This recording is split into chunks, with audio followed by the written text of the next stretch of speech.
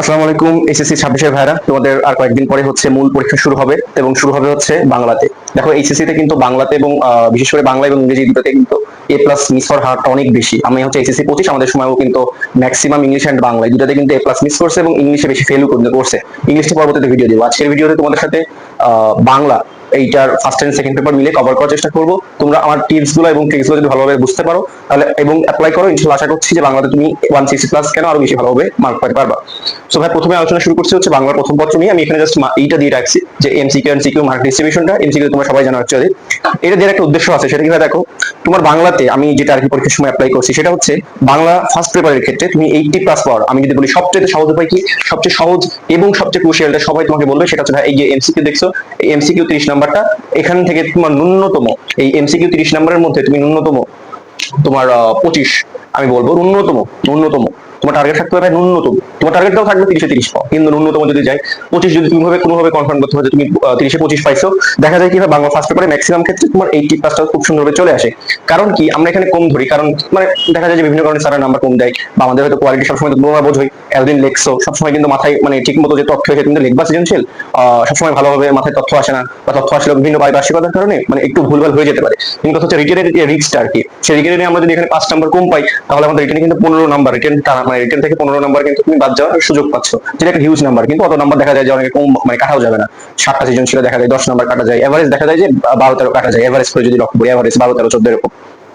সেখানে তুমি এ প্লাস পাওয়ার জন্য সহজ একদম ফর্মুলা, এখানে কোনো ফর্মুলা নাই। যত ভিডিও দেখো না কেন আমি এইটাই বলবো তোমাদেরকে আর কি, একদম সিম্পল সাজেশন, যে তোমরা যেভাবে হোক ভাই প্রত্যেকটা পদ্য এবং গদ্য এবং উপন্যাস আর নাটক সুন্দরভাবে ইম্পর্টেন্ট যে টপিক গুলো আর কি আছে, আমি সাজেশন ভিডিও দিয়েছিলাম আমার চ্যানেলে অনেক আগে, তো সেগুলো ভালোভাবে তোমরা পড়বা। ইনশাল্লাহ এখান থেকে তুমি যদি 25 ন্যূনতম নিশ্চিত করতে পারো। আর সিকিউতে এটা তো কোয়ালিটি করে লিখতে হবে, আমি তো এখানে ভিডিও দিব সিকিউ কোয়ালিটি করে লেখার বিভিন্ন ট্যাকটিক্স তোমার আর কি আছে, যে তুমি একটু আলোচনা করে নিয়ে এটা নিয়ে, যে তুমি ধরো এইটা মেনটেন করলে, তুমি টাইমিংটা মেনটেন করলে এবং তোমার যে 2 ঘন্টা টাইম থাকবে, সেই 2 ঘন্টা টাইমের মধ্যে কিন্তু ম্যাক্স মানে একটা ভারসাম্য রেখে 7টা সিকিউ লেখার জন্য কিন্তু তোমার প্র্যাকটিস থাকতে হবে, বাসা থেকে ভালো হয়, খুব ভালো হয়। এবং ওখানে যেহেতু তুমি একটা ভারসাম্য রেখে 1 নম্বর থেকে শুরু করেছি 7 নম্বর পর্যন্ত কোনটা কোনটা দিবা আগে সুন্দরভাবে দেখে নিয়ে তুমি সময় মতো করে একদম মানে খুব বেশি লিখবে না, প্রথমটা থেকে শুরু করে, অনেকে আছে ভাই প্রথমটা দিয়ে শুরু করে 30-40 মিনিট কাটায় দেয়, পরবর্তীতে দেখা যাবে সিকিউ লেখার কোনো সময় পায় না, ওটা মিডিয়াম হয়। তো তুমি যদি প্রথম থেকে একটু মিডিয়াম মিডিয়াম মিডিয়াম করে শুরু করো এবং 7টা সৃজনশীল লিখতে পারো, তাহলে কিন্তু অবশ্যই খুব ভালো আউটপুট হবে। এটা সেটা ধারণা দিলাম সিকিউ সম্পর্কে। মূল কথা হচ্ছে এটাই, এমসিকিউতে তোমার একটা মার্কই করতে হবে, 25 পেতে হবে ন্যূনতম, এই টার্গেটটা রাখবা এবং ভালোভাবে করবা। আর সিকিউটা হচ্ছে তুমি এই ক্ষেত্রে একটু তখন তুমি ছাড় পেতে পারবা। সিকিউতে কিন্তু আমি বলছি না যে তুমি ব্লেন্ডার করো, সিকিউতে অবশ্যই তুমি ভালো করতে পারো, সেটা তুমি রিটেনের বা লেখার উপর তুমি যেটা পড়ছো সেটা ভালোভাবে বোঝানোর উপর নির্ভর করবে। বাংলা সেকেন্ড পেপারের ক্ষেত্রে যদি লক্ষ্য করো হয়, ব্যাকরণের হচ্ছে 30 নাম্বার এবং লিমিট হচ্ছে 70 নাম্বার। আমাদের সময়ের কথা বলি আমি, দেখো ব্যাকরণের আমি টার্গেট করছিলাম হচ্ছে কোনগুলো পড়বো, মানে কি, যে ধরো ব্যাকরণের তো তোমার 2টা অংশ হয়ে থাকে তোমরা জানো, মানে একটা হচ্ছে নর্মাল থাকে, একটা অথবা থাকে। তো আমি সিলেক্ট করে রাখছিলাম, যেমন আমি উচ্চারণটা দিয়েছিলাম, আমি তোমার শুদ্ধ বানান একটা দিছিলাম, আমি তোমার বাকি যেগুলো আর কি আছে সমাস সমাস দিছিলাম। সো এইগুলো আমি কিন্তু দিছিলাম, আমি আগে সিলেক্ট করে দিছিলাম যে আমি কোনটা কোনটা দিব, এটা আমাকে অনেক হেল্প করছে। তারপরে যে তোমার বাক্য যেটা শুদ্ধকরণ, বাক্য শুদ্ধকরণ ওইগুলা।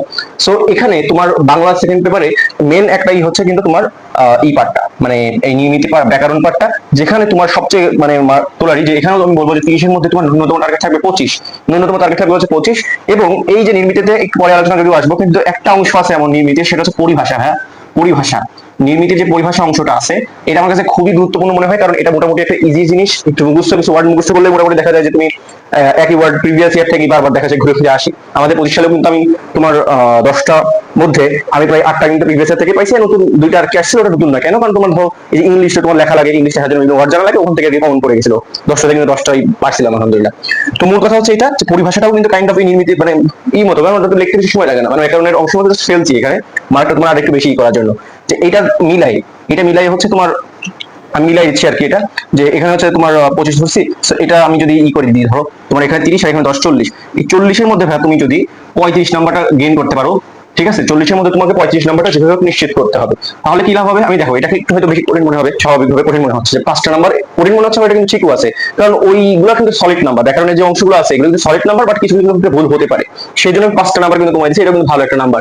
তাহলে তোমার নির্মিতের ক্ষেত্রে ভাই চাপ থাকে না। বাংলাতে মানে Bangla first paper second paper যেখানে পড়ো না কেন, রিটেন জায়গাটাতে নাম্বারটা কিন্তু সবসময় মানে তুমি যত ভালো লেখো না কেন কেটে যাওয়ার একটা সম্ভাবনা বেশি থাকে। সেই জন্য তোমাকে কিন্তু আমি বলছি যে জায়গাগুলোতে তুমি সলিড নাম্বার পেতে পারো, যেমন এই নির্মিতের অংশটা এবং এই যে পরিভাষা যেটা হচ্ছে তোমার ব্যাকরণের নির্মিতের অংশ, ব্যাকরণের অংশ, সরি আমি একটু গুলাই ফেলছি, সেটা হচ্ছে ব্যাকরণের অংশ। এইটা হচ্ছে 30 নম্বর সলিড নাম্বার। এই সলিড নাম্বারের মধ্যে তুমি এই সলিড নাম্বারটা মিলাই আর নির্মিত থেকে যে পরিভাষাটা আর কি একটা অংশ যেটার মার্কস 10 ছিল, তো এই দুটো মিলাই 40 বলছি। এই 40-এর মধ্যে তুমি 35 আগে নিশ্চিত করবা। এই 35 যদি নিশ্চিত করতে পারো তাহলে বাকি যে তোমার 60 নাম্বার থাকলো ভাইয়া, ওখান থেকে তুমি দেখো যে 15 নাম্বার কিন্তু যদি চলেও যায় তাও কিন্তু তোমার সমস্যা হচ্ছে না, এবং ওখানে কিন্তু 15 নাম্বার যাওয়াটা কিন্তু অনেকটা মানে কঠিন যদি তুমি কোয়ালিটি করে না লেখো। দেখো এই ভিডিওটা তোমরা যারা দেখছো মানে যারা কি 160 প্লাস আশা করছো তারা তো অবশ্যই তাদের পড়তে হবে। এখন যদি তুমি কিছুই না করো তাহলে তো তুমি 160 কখনোই পাবে না, মানে এটা অবান্তর তো একটা কথা হবে। তো তোমরা ভালোভাবে পড়ছো বলে তোমাদেরকে গাইডলাইনটা দিচ্ছি, তোমরা যদি এই সিস্টেমটাতে ফলো করো। আর নির্মিতের অংশগুলোর ক্ষেত্রে একটু কথা বলে নিই, সেটা হচ্ছে তোমার আগে সেট করে রাখবা, ঠিক করে রাখবা যে কোনটা কোনটা কিভাবে দিবা। আমার সময় আমি বলি রচনাটা বানায় লিখছিলাম তোমার আমাদের এসএসসি 25 সালে তোমার ওই যে দিয়েছিলাম আর কি, মানে 5টা রচনা একটু ধরাইছিল আমি, যে তোমার 21-এর যে এইটা ছিল 21 ফেব্রুয়ারি রিলেটেড একটা রচনা ছিল, আমি মনে করতে পারছি না, এসএসসি 25 আমি তো ওই রচনা বানায় লিখছিলাম। তো এই বিষয়টাও কিন্তু তোমাদের বানায় লেখারও কিন্তু একটা ক্যাপাসিটি অর্জন করতে হবে, এবং সেটা পয়েন্ট পয়েন্ট কিছু পয়েন্ট আমি বলি যে রচনা মুখস্থ না করে তুমি পয়েন্ট বেশি করে মুখস্থ করো, কারণ একটা রচনাতে মিনিমাম দেখা যায় 15টা 20টা করে পয়েন্ট না দিলে সারা বাংলাদেশের যে সিস্টেমটা এখন বিল্ড আপ হয়েছে এই সিস্টেমটাতে নাম্বার সেরকম দিতে চায় না রচনার কাছে।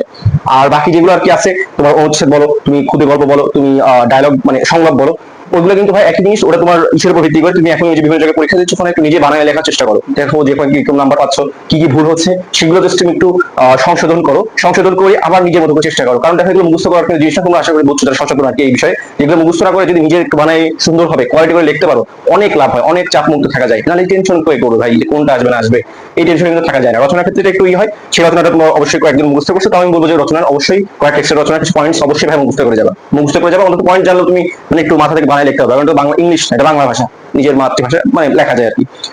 সো ওভারঅল ভাই যদি এটার সামার আপ করি তাহলে দেখো তুমি এখান থেকে তুমি 40-এর মধ্যে 35 পাচ্ছ, এবং এখানে তুমি 5 নাম্বার পাচ্ছ, মানে 60-এর মধ্যে মনে করো যে তুমি 15 নাম্বার 12 নাম্বার কম পাচ্ছ, তাহলে কিন্তু ভাই দেখা যায় যে এখানে কিন্তু তোমার 82 83 84 আরামে কিন্তু চলে আসে। তো এখানে দেখা যাবে একটু এদিক ওদিক আর কি হবে, সেজন্য কি বলছি যে তোমাদেরকে এই যে জায়গাটাতে মেন ফোকাসটা কি বলি সব শেষে যেটা বলছি যে বাংলা ফার্স্টের ক্ষেত্রে তোমরা এমসিকিউ কে মেন ফোকাস রাখবা, আর বাংলা সেকেন্ডের জন্য তুমি নিয়মিত ব্যাকরণ অংশ এটাকে মেন ফোকাস রাখবা। এই দুটো যদি তোমার ঠিক থাকে আমি অনেকটা মানে তোমার এখানে প্রায় 60 70 70 80% নিশ্চিত হয়ে যাও, যে 70 80% নিশ্চিত হয়ে যাও তোমার বাংলাতে কিন্তু এ প্লাস চলে আসবে, দুইটা মিলে এ প্লাস চলে আসবে। এই দুটো যদি তুমি ঠিক করতে পারো, এই দুটো নাম্বার যেরকম বলছি ওরকম যদি মিনিমাম ব্যালেন্স রাখতে পারো অবশ্যই ইনশাল্লাহ তুমি এখানে 70 মানে সরি এ প্লাস পেয়ে যাবে। তো আজকের ভিডিওটা ভাই পর্যন্ত ছিল। আগামী ভিডিওতে ইংলিশ নিয়ে একটা আলোচনা করবো, 160 ক্লাস কিভাবে নিবা আমার অভিজ্ঞতাগুলো আলোচনা করবো এবং মিস্টেকগুলো এবং কিছু আলোচনা করবো। তো সেই ভিডিওটা দেখার জন্য আমন্ত্রণ থাকলে এবং এই ভিডিও সম্পর্কে কোনো মতামত থাকলে অবশ্যই তোমরা জানাবা, এবং চ্যানেলটি নতুন যেহেতু সাবস্ক্রাইব করবা। আসসালামু আলাইকুম।